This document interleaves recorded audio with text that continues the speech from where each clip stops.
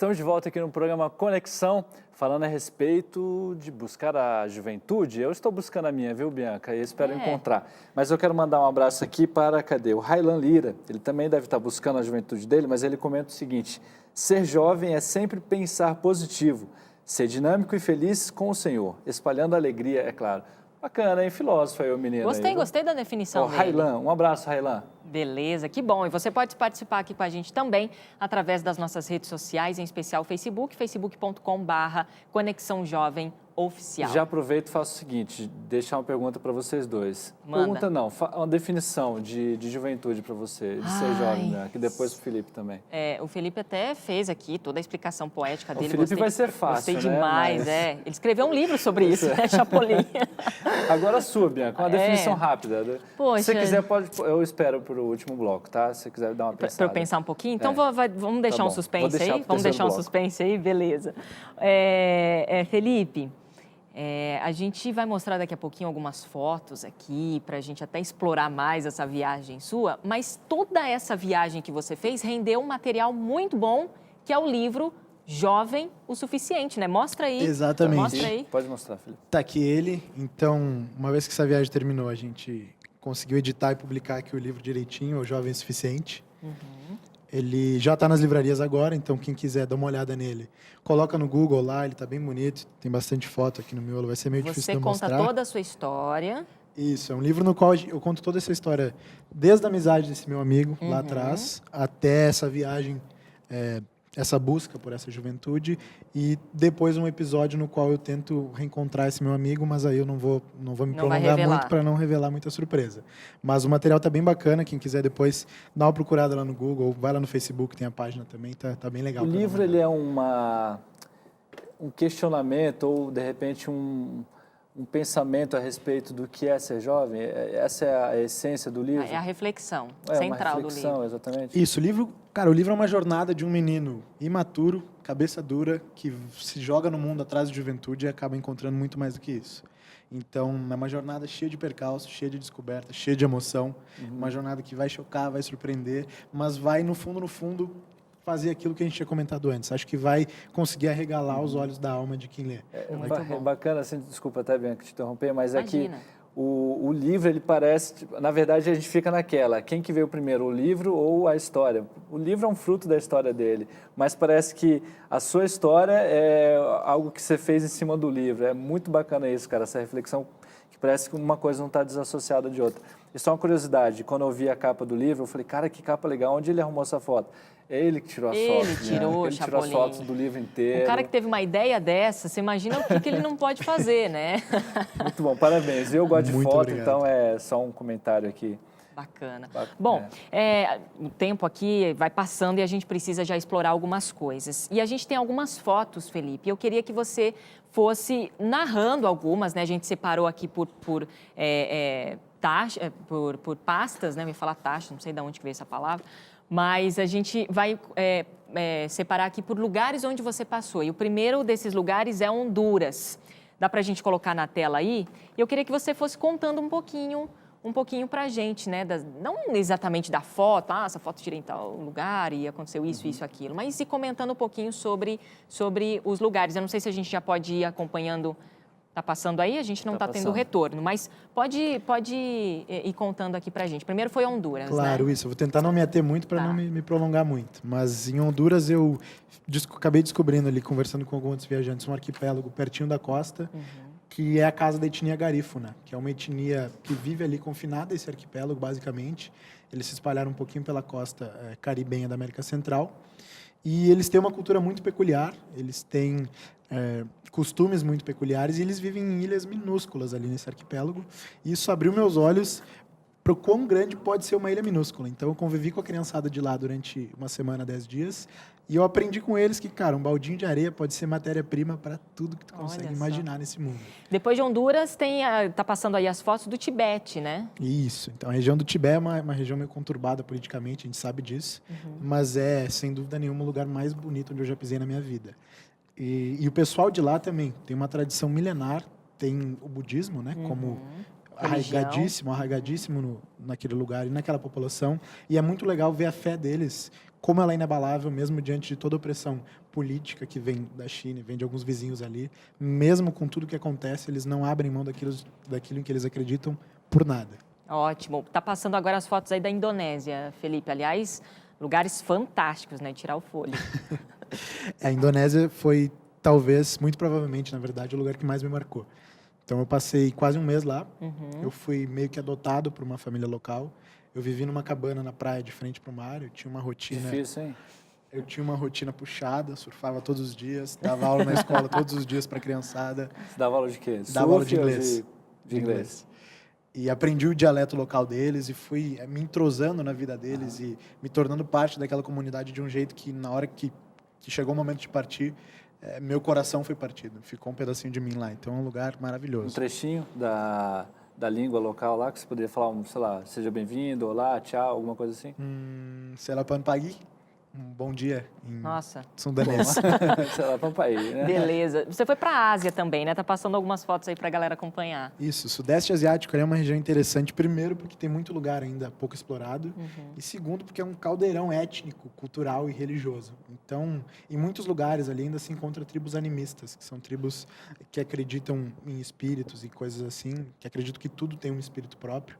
E tu vai viajando por essas tribos, conhece uma tribo diferente, que tem uma crença totalmente diferente, conhece uma outra tribo que entalha os túmulos dos mortos e conhece uma outra tribo que performa tal tipo de ritual, e aquilo vai te abrindo a cabeça pro poder da fé mesmo, porque tu vai vendo como aquelas pessoas sobrevivem à globalização, ao passar do tempo e a tudo mais, incorporando algumas coisas no seu modo de vida, mas ao mesmo tempo não abrindo mão daquilo que elas acreditam por nada. Isso é um baita contraste de juventude. Ô, Felipe, você, no bloco anterior, a gente estava falando de dificuldades que ele passou. Ele falou até que ficou lá numa situação muito complicada em relação ao terrorismo, falou ali de uma doença que ele teve, né, apendicite, na Bulgária e tal. E tem uma foto que está passando aí, que a galera está acompanhando, que é você dormindo num lugar nada confortável, que é o porta-malas de um carro, né?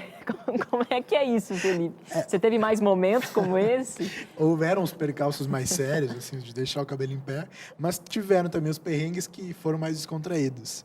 Então, teve um período da viagem no qual eu estava acompanhado de alguns amigos na Europa, foi um período mais tranquilo, assim, eu diria que na infância da viagem, e a gente estava com o orçamento no limite ali, então, se não tinha um lugar barato o suficiente para dormir, tinha que ser no porta-malas do carro mesmo, mas vai fazer o quê, né? Não tem muito o que fazer. Tá certo. Bianca, eu tô aqui, eu vou tentar, durante o programa, selecionar alguns trechinhos do livro que eu achei interessante, e eu achei bacana esse aqui, Manda porque tem tudo a ver quando um brasileiro vai para fora do Brasil. Olha só que legal, você encontrou o Aris, ou Haris, eu não sei como é que pronuncia, italiano, Ítalo português, alguma coisa assim, e num orfanato ele encontrou esse garoto, e o diálogo foi mais ou menos assim, o garoto falando que o pai dele morreu durante a guerra.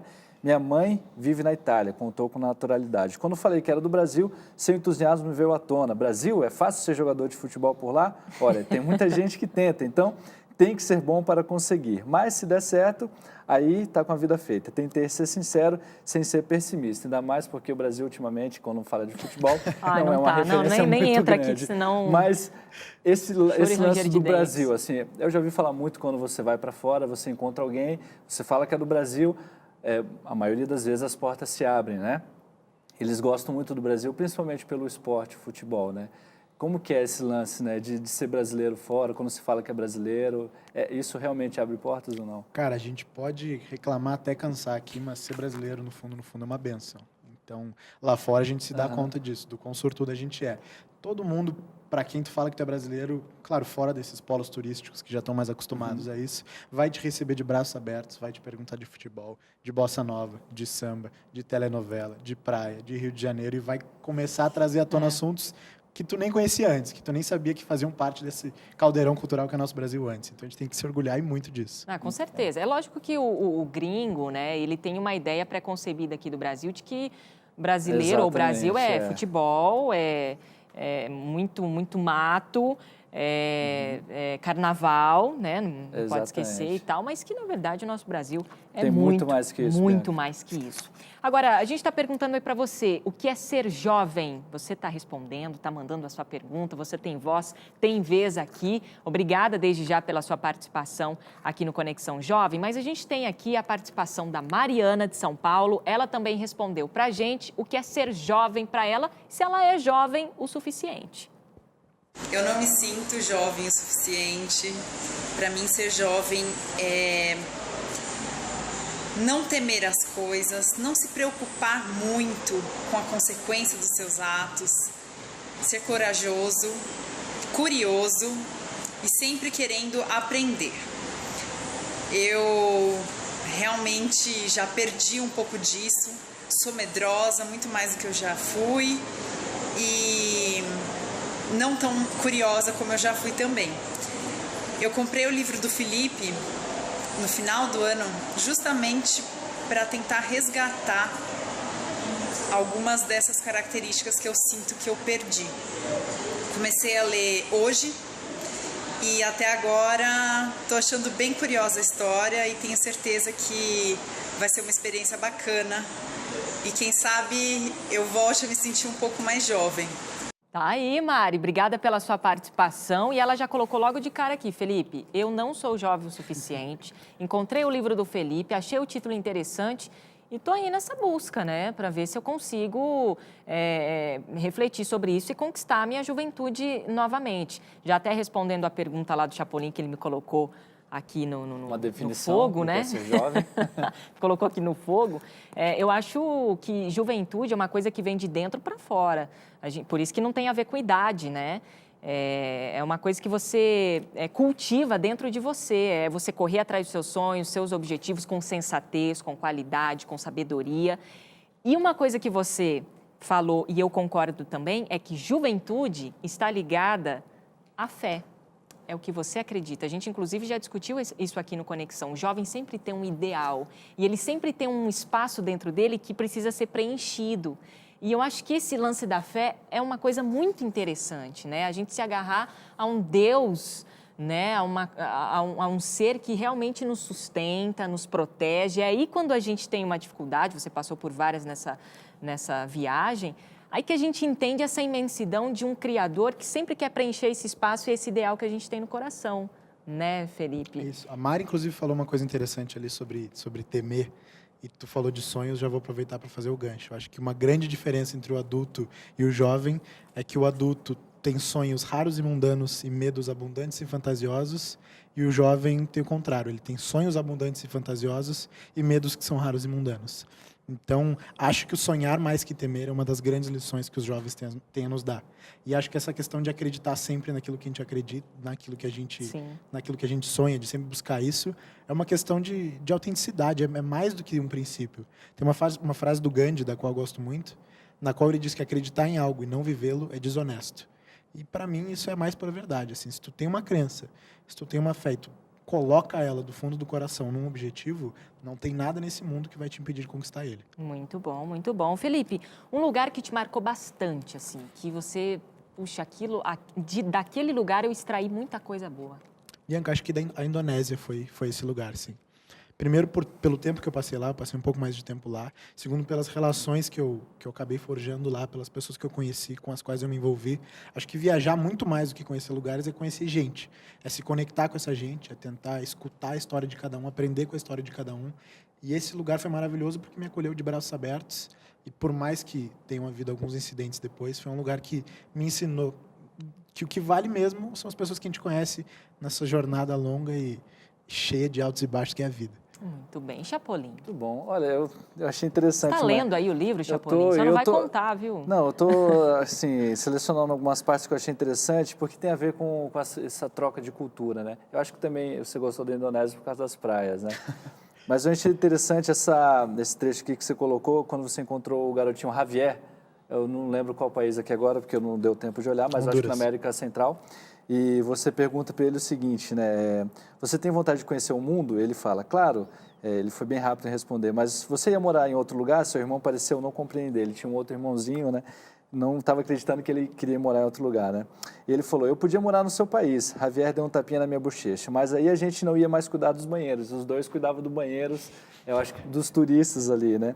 O caçula estava incrédulo, então o irmão, eles eram responsáveis por manter os banheiros limpos no canto da ilha e por cobrar visitantes que desejavam usá-los. Ah, é verdade, a gente tem que ficar aqui.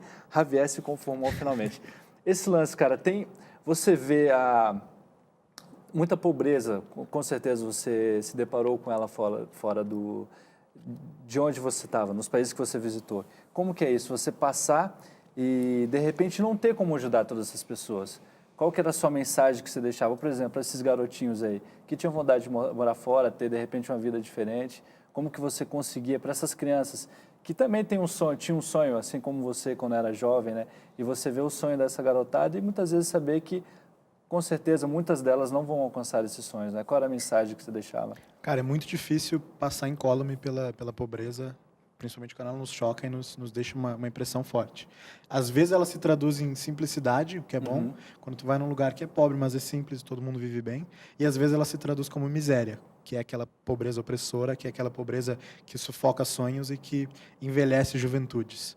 Então, eu sempre buscava dar tudo que eu tinha no momento, claro que não de bens físicos e materiais, mas alguma lembrancinha do Brasil, ou se eu pudesse ensinar eles alguma coisa, falar inglês, fazer uma conta, contar uma curiosidade para a criançada, e sempre tentava divertir eles e mostrar para eles que o que valia era a gente estar junto ali no presente, se divertindo e fazendo a vida valer a pena. O que eu achei, assim, eu tenho percebido na sua viagem, é que você, Felipe, passa muito essa questão de você não parar de sonhar, né? Se você tem um sonho, mesmo sendo jovem, não deixar de ser jovem, é claro, mas nunca parar de sonhar, né? Essa é a sua essência de vida? Se tem uma mensagem que esse livro busca passar, é essa. Te agarra com todas as forças aos teus sonhos, tu acha que ele vale a pena e vai fundo, porque a vida é uma só. Exato. Muito Bom, bom. daqui a pouquinho o Felipe vai falar se ele encontrou jovens de 50, 60, 70 anos. Porque a mensagem que o Conexão quer deixar para você é que existem jovens de todas as idades. Inclusive, o Conexão é um programa para os jovens de todas as idades. certeza, porque juventude é algo que vem de dentro para fora. Ou seja, ela não está ligada necessariamente ao teu físico. O que importa é aqui e também o coração. É a conectividade que você tem também com o Criador, que te dá muitos dias de alegria, motivos para você sorrir e motivos para você ser jovem o suficiente. Felipe, a gente vai para um breve intervalinho. Daqui a pouquinho a gente continua a nossa discussão e a sua participação ainda vale, né, Chapa? Vale, com certeza. Posso mandar mais abraços? Manda Rapidinho ver. aqui para você chamar o intervalo. Quero mandar um abraço para a Lúcia Pereira, para a Rai Meirelles, para a Milena Vieira, o Sérgio Carvalho e o Lamarques Batista Oliveira, que espero que estejam se sentindo jovens também e não percam essa essência de ser jovem, né, Bianca? Exatamente. A gente volta já já, não sai daí.